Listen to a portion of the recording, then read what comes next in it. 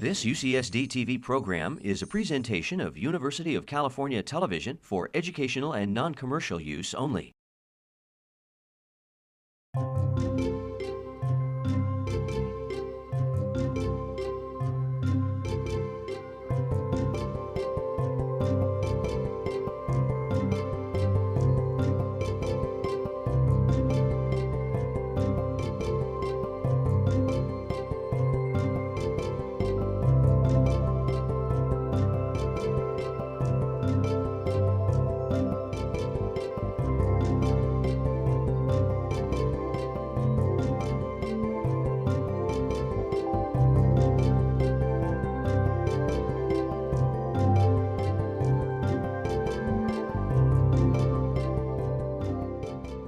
So at this point, we're gonna continue on, and I'm happy to invite Dr. Bill Perry up.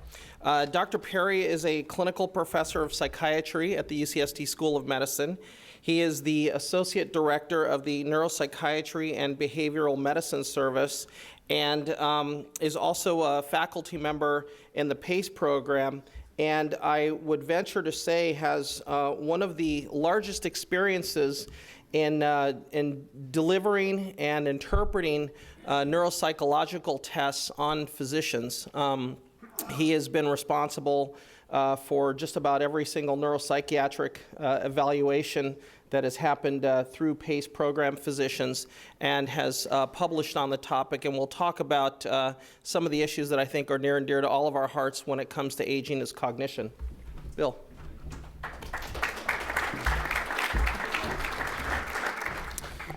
Good morning. I'm truly delighted to be here. However, I feel a little disadvantaged to have to give this talk following Dr. Jesty's optimistic and uplifting talk. So I'm here to be a little bit more sobering, I'm afraid. I thought I'd start with this picture because I think this depicts an image that, as Dr. Jesty had mentioned, is one that we culturally embrace of the elder physician, wise, with tremendous experience that they can draw from, and in their success in treating patients. And this is in fact supported by some literature, as Dr. Jesty had mentioned. This is just one study by Hobus in the 80s. In this study, what they did is they looked at novice versus more senior physicians, and they found that there was a relationship between correct diagnostic interpretation and age. And more importantly, and we're going to address this in a bit more detail, the kind of information that was used by the more senior physician is information that they refer to as enabling information. And this is personal information, past diagnostic information, other things that are not necessarily thought of as critical laboratory findings, which is what the younger, more novice physician was relying on. It's important to note that their initial interpretation was correct only about 38% of the time, but with additional information, they were able to achieve a more accurate diagnosis. So between Dr. Jesty's lovely presentation and the information I just gave you, why are we here even considering the question about the aging physician population? Is it just ageism? Are we all conspiring to move our more senior colleagues out? Well, unfortunately, there are some concerns. And there is a literature that spans about 20 to 30 years. Much of it is problematic, and I think Dr. Miller will go into some of this in some detail. But collectively, there are suggestions that there may be a relationship between age and practice. For example, Hartz and colleagues found that there was a relationship between operative mortality, particularly in CABG, and found this with years of experience in practice. It's been shown repeatedly, and we're going to talk and explain this to some degree, that older physicians are less likely to incorporate new treatment strategies into their practice. This is older literature, but it's a theme that reappears over the last several decades in some of the work being done in this area. Older physicians have had poorer performance on recertification examinations, partly because it requires incorporation of current knowledge base. Now, there are many explanations that one can have for this sort of finding. If you're very busy in practice, it gives you less time to be bringing in new information. This is a meta-analysis. So this is a study that's done where they've looked at a number of studies and they set some parameters, and they reviewed this larger database and found that of the 62 published studies that met their criteria, that there was only one study in which showed that there was improved performance in outcomes with age. All the others showed that physician performance probably declined to some degree over time. Again, this is very difficult work to be done. There are many factors that need to be addressed, and I think Dr. Miller will bring some of these to light in his talk. So why assess neuropsychological and cognitive abilities? And this is important. Physicians are among those special groups who operate in an environment unforgiving of human error, where cognitive failure can lead to catastrophic consequences. Physicians, like some other professions, like pilots, have a responsibility to the public. And those of us that work in the area of assessment of physicians have a responsibility to address these concerns with our physician colleagues. Why assess cognitive abilities? Dr. Jesty had made reference to Turnbull, the PrEP program in Canada, which was really one of the first to really address cognitive abilities in physicians, and found that there was a relationship with poor performance on neuropsychological measures and difficulty for remediation. And it was really the first study to demonstrate the important role that neuropsychological assessment has in the overall assessment of physician practice. This is data from an early study that we published in the PACE program.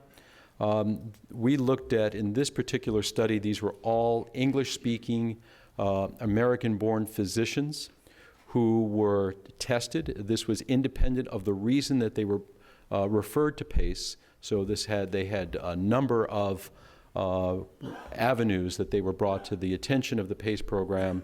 It could have been for significant adverse outcomes in their practice, or they may, in some circumstances, have been in the wrong place at the wrong time and had been referred to PACE for remediation.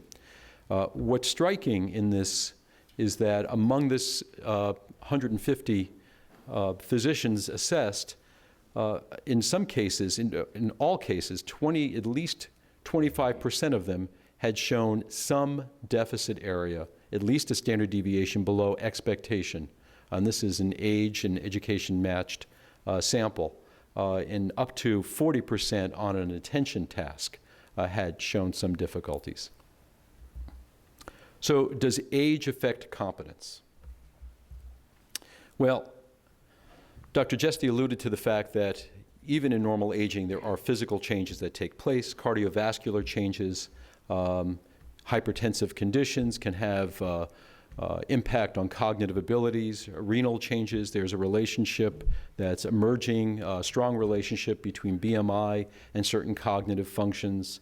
Pulmonary changes, urogenital changes can even impact individuals, particularly proceduralists who need to be sustaining attention for long periods of time. We know that there's decreased visual acuity, decreased physical strength and stamina, and often decreased hearing problems. I just spoke with a surgical colleague who is in his 40s, a world expert in the Da Vinci robots, and I asked him yesterday if he had known of any literature between aging and use of robotics. And he said it's very clear that the elder surgeon has more difficulty with operating using the Da Vinci robots because you have to coordinate both your eye, hand, and foot coordination bilaterally. And it's been shown, at least in his experience, it's been evident that there is an accepted understanding that this is difficult. The aging brain, again, there are certain things in normal aging that we are aware of. Decreased reaction time, decreased fine motor skills and dexterity, difficulty learning new concepts and skills. This is not to suggest that people are impaired, but there is a decline in these abilities. Decreased comprehension of complex information, decreased analytic processing, and we're going to talk about this in a moment, and decreased attention to novel details. So we need to understand the link between cognition and performance. And Dr. Jesty had alluded to the concept of crystallized versus fluid knowledge. So crystallized knowledge involves this accumulation of things that you acquire along your lifespan, things that are habitual, things that you've practiced repeatedly, and they are resistant to problems of brain injury. So as Dr. Jesty had pointed out, if you learn to ride a bicycle at age 5, even in mild cognitive impairment and early Alzheimer's disease, you can retain that ability. This is a crystallized and long-term acquired ability and knowledge.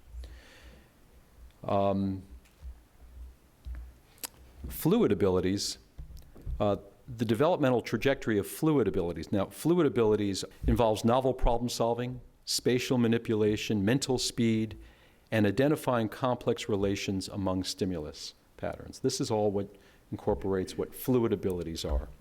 And unlike crystallized abilities that are retained over time, fluid abilities tend to peak in the 3rd decade of life and then kind of move along, and then around the 7th and 8th decade of life, we see a more steep decline in these abilities.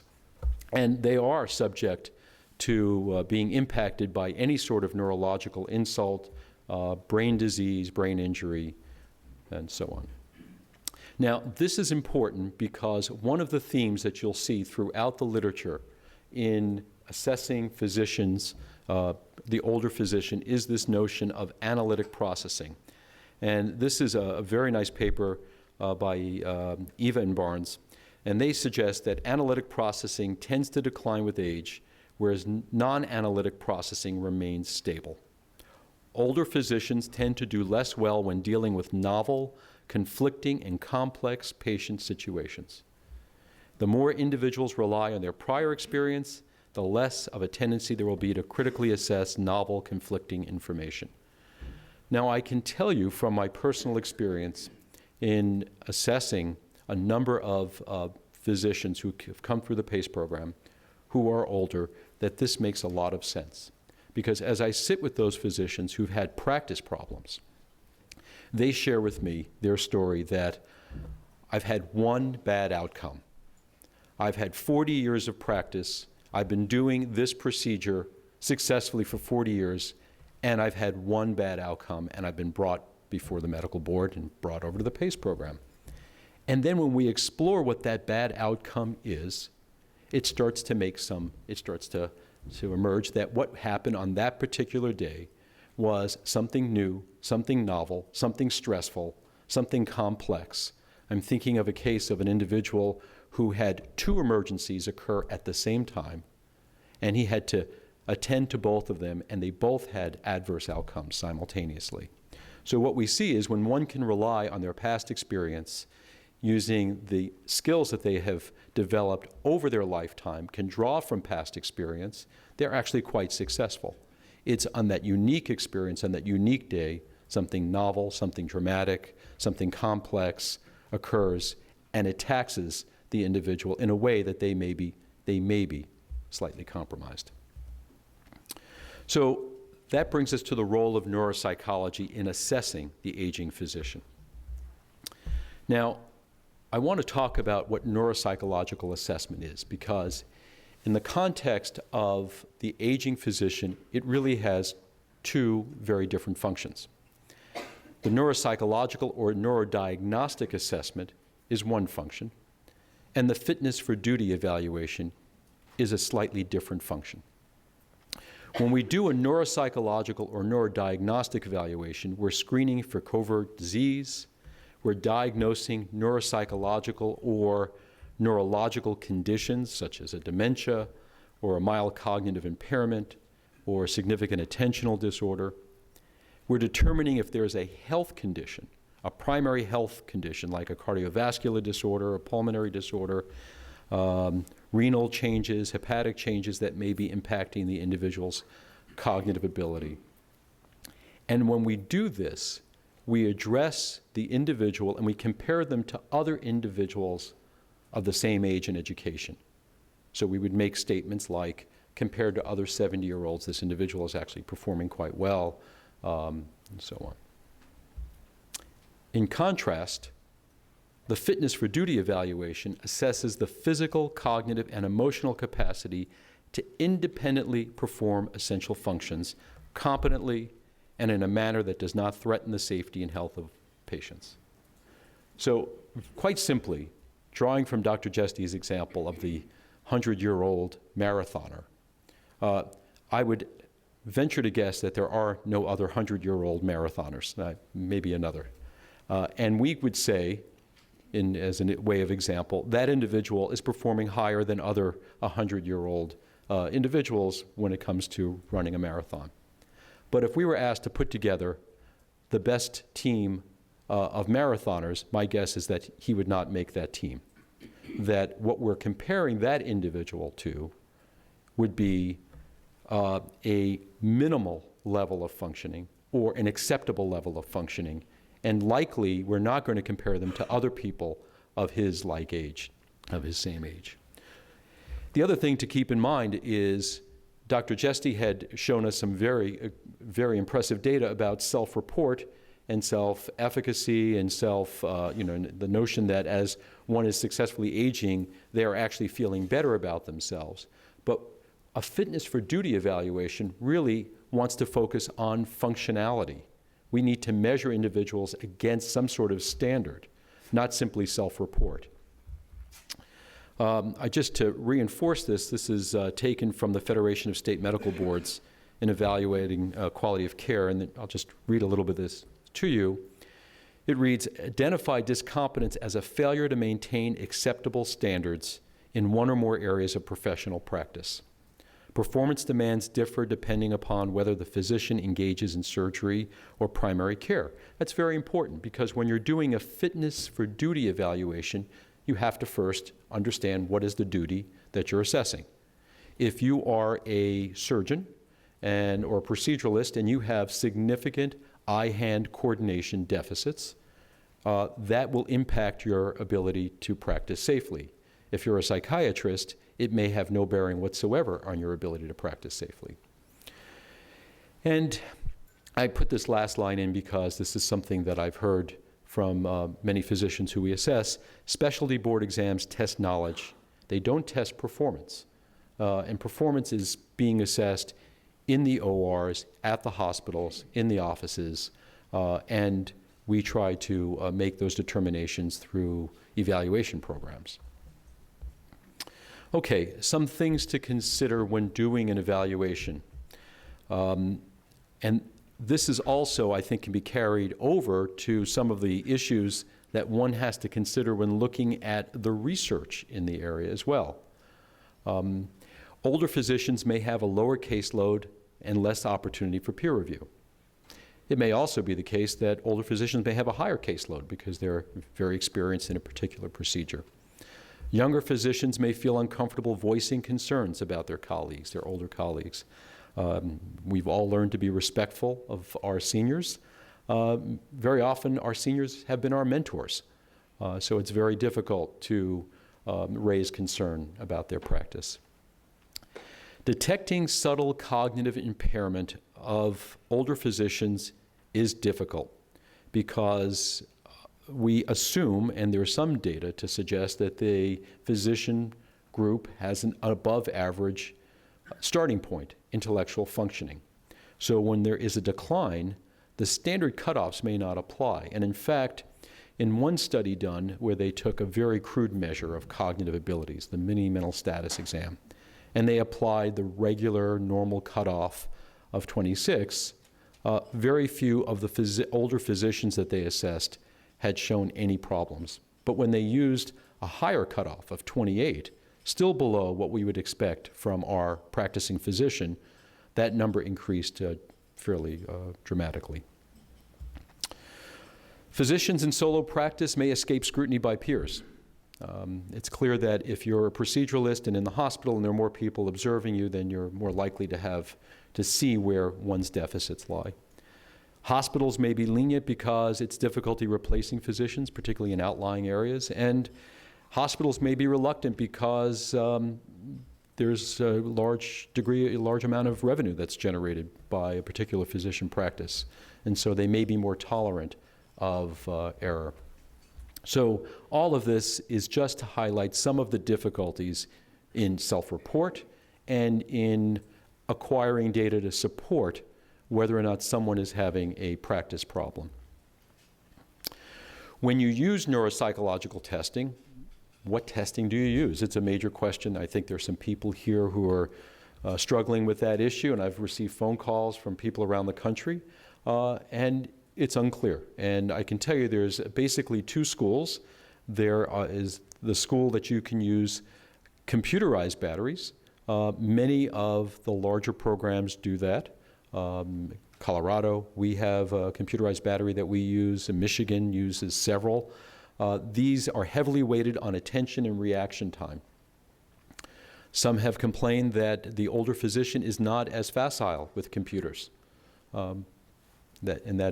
That's true, it's one of the limitations. Other groups use a comprehensive paper and pencil battery, and I just took the battery that the PrEP group in Canada uses.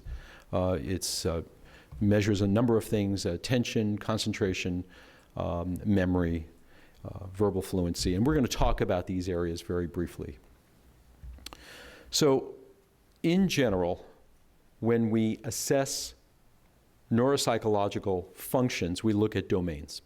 Independent of which measure you use, be it a cognitive, be it a computerized measure or one of the paper and pencil tests, there are certain domains that we typically assess in a comprehensive battery. One of them is premorbid intellectual abilities and reading skills. And what I've put to the right side are some of the things that we want to consider when we're doing a fitness for duty evaluation. Because quite frankly, if the concern is that this person has Alzheimer's disease, at least in my role, that's usually picked up earlier.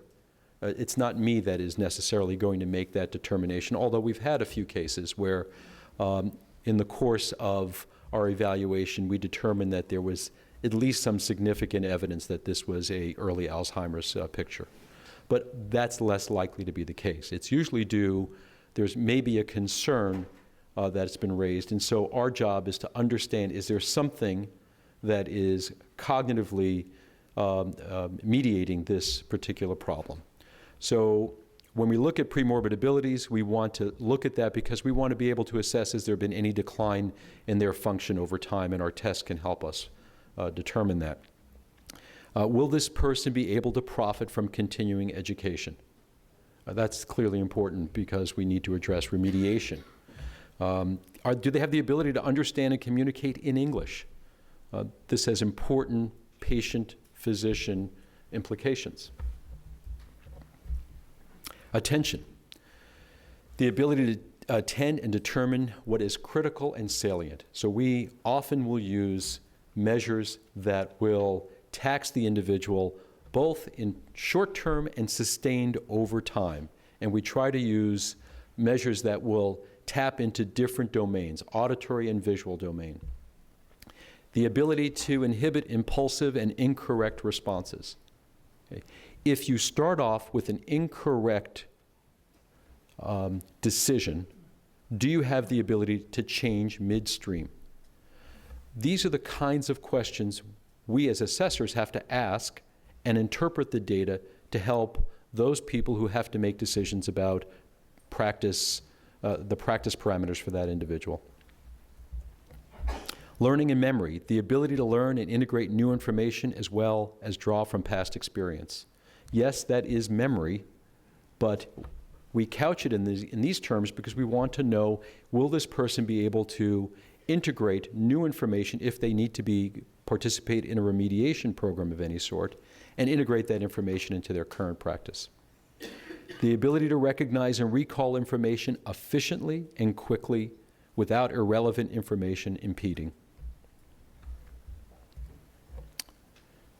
Perceptual motor skills. I mean, this is a very critical area, particularly for proceduralists, and there is some data here that has shown relationships between some of our standard neuropsychological measures and performance in surgeons in particular. Obviously, the ability to perform the physical task, eye-hand coordination. We have yet to incorporate a eye-hand-foot task, but it sounds like with robotics we may have to look towards that. The ability to manipulate instruments with accuracy. I recently involved in a case where an individual was asked to do a task where they had significant problems manipulating and in their fine motor dexterity, and they were an interventional cardiologist. And they argued that there was no relationship between that task and their practice, but unconvincingly. Executive function skills.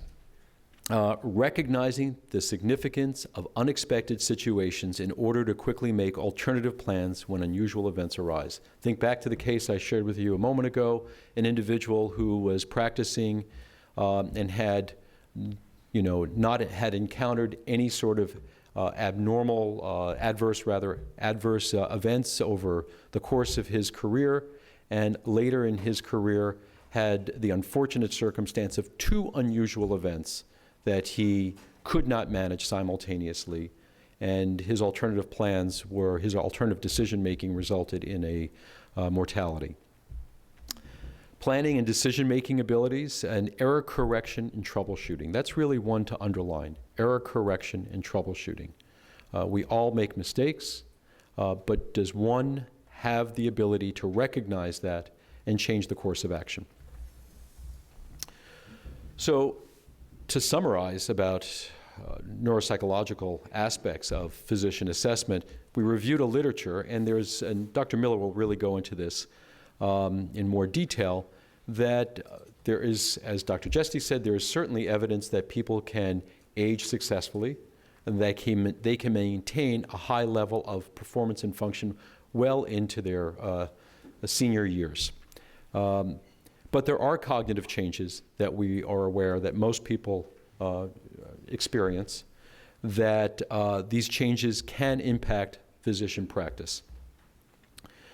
And we linked cognition to performance. Older physicians draw from prior instances and rely more heavily on non-analytic processes. Dr. Jesty was referring to that.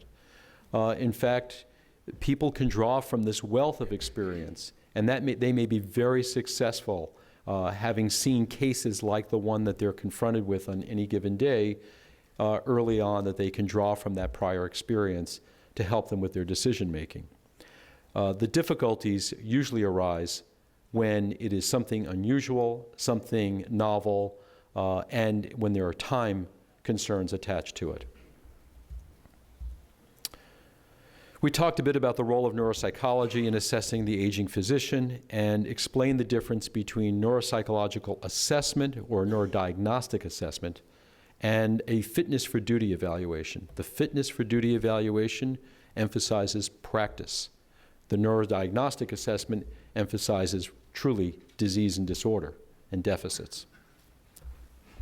And remember that you can have an impairment, but it may not impact your ability to practice. An example, taking it outside of the realm of medicine, if I were to cut my finger badly and needed to be stitched, chances are it would have no impact on my ability to be a neuropsychologist, a psychologist. If I were quarterbacking tonight for the Chargers, I'd be on the disabled list.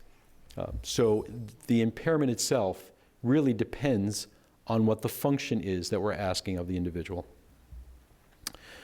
So I thought I would end with this because I do want to, it's not quite as optimistic and uplifting as Dr. Jesty, but I think we come to the same place. I want to leave you on an optimistic note.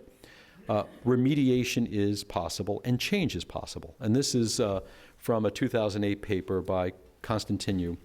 Doctors can accommodate cognitive decline by choosing to cease procedural work, and that's if people are having difficulty doing that.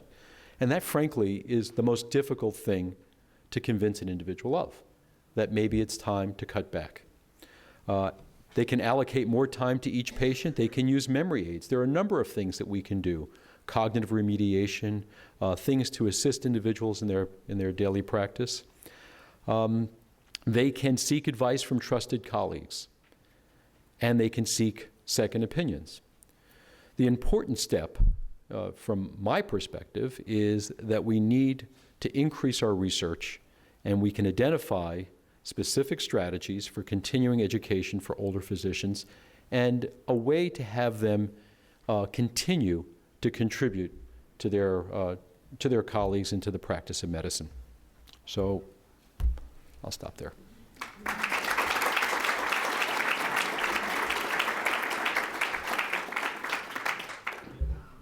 So, are there any questions for Dr. Perry? And if you have some, please use the microphone. Hi, my name is Bill McCauley. I'm from the College of Physicians and Surgeons of Ontario, home of the PrEP program. First, I want to congratulate both you and Dr. Jesse on your excellent presentations. They were really fascinating. I wanted to clarify something about the PrEP program based on Jeff Turnbull's publication in 2000. When we assess people's cognitive function only when they perform poorly at PrEP. So if someone is going to go on to require remediation, we want to know if their cognitive abilities are such that they're likely to be successful. So it's only once we've identified through a performance assessment that there are significant concerns do we go on to do cognitive assessment. And when we do that, we don't use a specific battery of tests. That battery of tests that were outlined in Dr. Turnbull's paper were the tests that were done specifically for that study. We do a comprehensive both pen and paper and computerized testing. And to that end, we have worked with a couple of neuropsychologists who have developed a neurocognitive battery of tests that are supposed to be specific to the domains required from a physician in their work. They have developed the test using 10 different domains. I think there are 30 different tests that are being used, and we are just about to launch a pilot of that on a random selection of quote-unquote normal physicians, where we are randomly selecting physicians to undergo this testing so we know what normal means, so that when we do go ahead and use this battery on physicians with identified competence issues, we'll be able to compare them to the norm, and we're not using any corrections for age in that battery of tests. So thank you for the talk. It'll inform our work significantly. That's great. Thank you. And I add my thanks to the speakers. I'm Jenny Blake from Toronto with two questions. One is very interesting to put the two talks together and to reflect back on the value of experience. And I think we all recognize the value of experience in our colleagues. But in practices that are volume-driven or fee-for-service, there actually is a large pressure to work quickly to look for similarities and not to be sensitive to the novel aspects that you've described. So in professions where the compensation reflects compensation for seniority, such as law, do you see the same pattern as you might see in medicine, which tends to be more fee-for-service or volume-based practice? And the second question is, given wearing my hat as a gynecologist, all the interest around the effects of estrogen on the female brain and impact on the fluid of brain cognitive function and memory and trail making and all those other functions, has anyone looked at gender and midlife as a factor? Well, I don't have an answer for the first question because I don't know the literature as it extends out to the law profession. I don't know. It's a good question. I do know that, and I'm not an expert in this area, but I know that there's obviously a very extensive literature with pilots, and so they've, and there's a very clear, and there are pilots. I mean, it's been part of the profession for years. I mean, there's been a forced retirement. And there are serial assessments that happen on an annual basis and sometimes even twice a year. In terms of gender differences, it's part of the complication of looking at this literature. It's particularly in a senior physician population, it's overwhelmingly more male than female. So we're starting off with not a very vast literature to begin with studies that have limitations that Dr. Miller will address. And then I don't know personally of any study that has, I know that there was one study about gender differences, but I don't remember anything specific about it. And it certainly didn't look at some of the underlying biological processes that are important.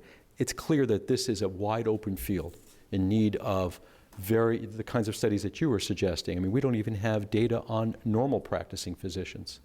It's when you do a comprehensive assessment that might take 1 to 2 days to complete, it's very hard to gather a normal sample of folks that say, sure, I'll take a few days off and come in and volunteer to be a subject in your study. You know, I'll take a movie ticket and that'd be great as my compensation for the day.